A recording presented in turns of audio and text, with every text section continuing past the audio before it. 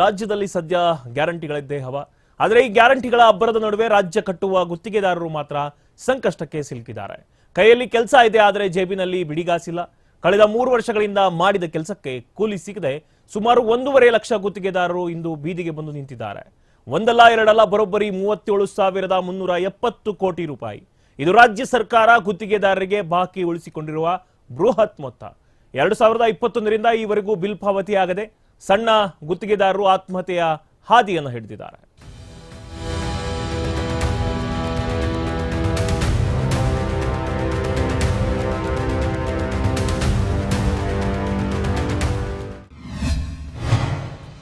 ಸರ್ಕಾರದಿಂದ 37,000 ಕೋಟಿ ಬಾಕಿ. ಅನೇಕ ಅಭಿವೃದ್ಧಿ ಯೋಜನೆಗಳು ಸ್ಥಗಿತ.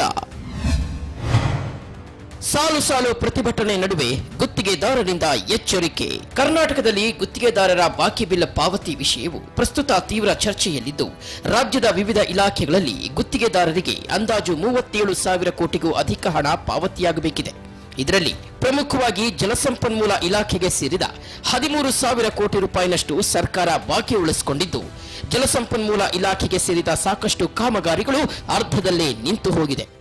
ಲೋಕೋಪಯೋಗಿ ಇಲಾಖೆಗೆ ಸೇರಿದ 8,000 ಕೋಟಿಗಳಷ್ಟು ಬಾಕಿ ಉಳ್ಕೊಂಡಿದ್ದು, ಬೆಂಗಳೂರು ಗುಂಡಿಮಯ ರಸ್ತೆಗಳಾಗಿದೆ. ರಾಜ್ಯದ ನಾನಾ ಜಿಲ್ಲೆಯ ಪ್ರಮುಖ ರಸ್ತೆಯ ಕಾಮಗಾರಿಗಳು ಅರ್ಧಕ್ಕೆ ನಿಂತಿದೆ. ಇದರಿಂದ ಜನಸಾಮಾನ್ಯರು ಸರ್ಕಾರ ಮತ್ತು ಗುತ್ತಿಗೆದಾರರಿಗೆ ಹಿಡಿಶಾಪ ಹಾಕ್ತಿದ್ದಾರೆ.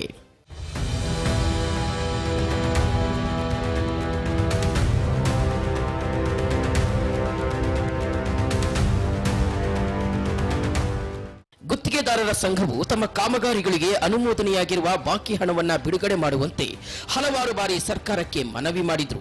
ಆದರೆ ಸರ್ಕಾರ ಅವರಿಗೆ ಸ್ಪಂದಿಸದೇ ಇದ್ದಾಗ ಮಾರ್ಚ್ 6ರಂದು ಬೆಂಗಳೂರಿನ ಫ್ರೀಡಂ ಪಾರ್ಕ್ನಲ್ಲಿ ಬೃಹತ್ ಪ್ರತಿಭಟನೆ ನಡೆಸಿದ್ರು. ಬಾಕಿ ಇರುವ ಮೊತ್ತವನ್ನ ಹಂತ ಹಂತವಾಗಿ ಬಿಡುಗಡೆಗೊಳಿಸದೆ ಒಂದೇ ಕಂತಿನಲ್ಲಿ ಬಿಡುಗಡೆ ಮಾಡಬೇಕು ಅಂತ ಸರ್ಕಾರಕ್ಕೆ ಆಗ್ರಹಿಸಿದ್ರು. ಒಂದು ವೇಳೆ ಸರ್ಕಾರ ತಕ್ಷಣ ಸ್ಪಂದಿಸದಿದ್ರೆ ಏಪ್ರಿಲ್ 1ರಿಂದ ರಾಜ್ಯದಾದ್ಯಂತ ಎಲ್ಲ ಸರ್ಕಾರಿ ಕಾಮಗಾರಿಗಳನ್ನು ನಿಲ್ಲಿಸಿ ಅನಿರ್ದಿಷ್ಟಾವಧಿ ಮುಷ್ಕರ ಮಾಡೋದಾಗಿ ಸರ್ಕಾರಕ್ಕೆ ಎಚ್ಚರಿಕೆ ನೀಡಿದರು.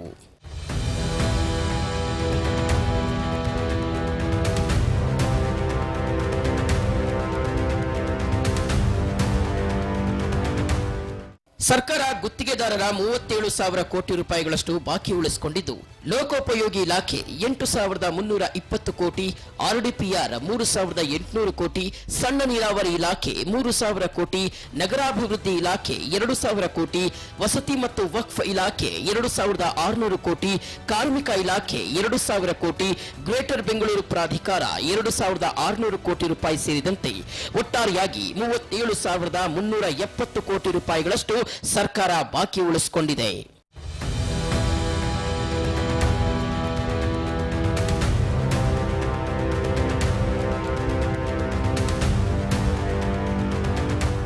ಗುತ್ತಿಗೆದಾರರ ಪ್ರತಿಭಟನೆಗೆ ಸಂಬಂಧಿಸಿದಂತೆ ಡಿಸಿಎಂ ಡಿಕೆ ಶಿವಕುಮಾರ್ ಮತ್ತು ಲೋಕೋಪಯೋಗಿ ಸಚಿವ ಸತೀಶ್ ಜಾರಕಿಹೊಳಿ ಗುತ್ತಿಗೆದಾರರ ಜೊತೆ ಮಾತನಾಡಿ, ಎಲ್ಲಾ ಬಿಲ್ಗಳನ್ನ ಒಂದೇ ಬಾರಿ ಪಾವತಿಸಲು ಸಾಧ್ಯವಿಲ್ಲ, ಹಂತ ಹಂತವಾಗಿ ಬಿಡುಗಡೆ ಮಾಡ್ತೀವಿ ಅಂತ ಹೇಳಿದ್ರು.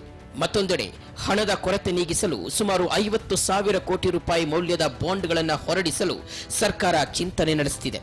ಆದರೆ ಗುತ್ತಿಗೆದಾರರಿಗೆ ಸರ್ಕಾರದ ಈ ನಡೆ ಮತ್ತಷ್ಟು ಆಕ್ರೋಶಕ್ಕೆ ಕಾರಣವಾಗಿದೆ.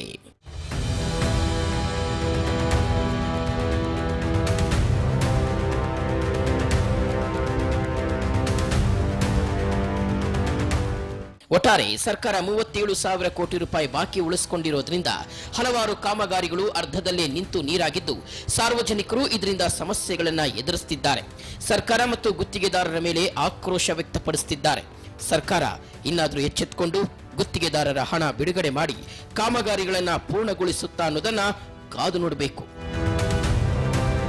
ಶಿವರಾಜ್ ನೇಸಾರ, ಆರ್ಮ್ಯಾಕ್ಸ್ ನ್ಯೂಸ್ ಕನ್ನಡ, ಬೆಂಗಳೂರು.